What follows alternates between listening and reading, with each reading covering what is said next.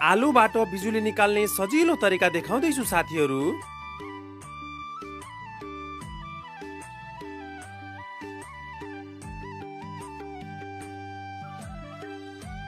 दुईवटा चार सकिएका सेलहरू लिने र सेलहरूबाट जिंकको कभर झिकेर 4वटा जिंकको प्लेट तयार पार्ने।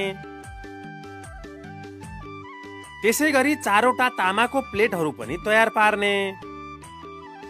अब 4वटा आलु लिने र तामाको प्लेट र जिंकको प्लेटलाई राम्रोसँग प्रत्येक आलुमा छिराउने।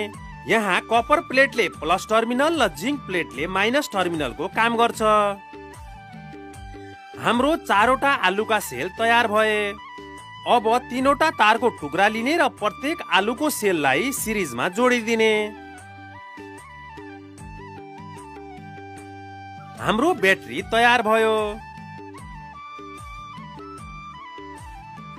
अब एउटा एलईडी लिने र एलईडी को प्लसलाई तामासँग र माइनसलाई जिंकसँग जोडिदिने। त्यसैगरी 3 भोल्टबाट चल्ने टर्च लाइटको टाउकोलाई पनि ब्याट्रीसँग जोडिदिने।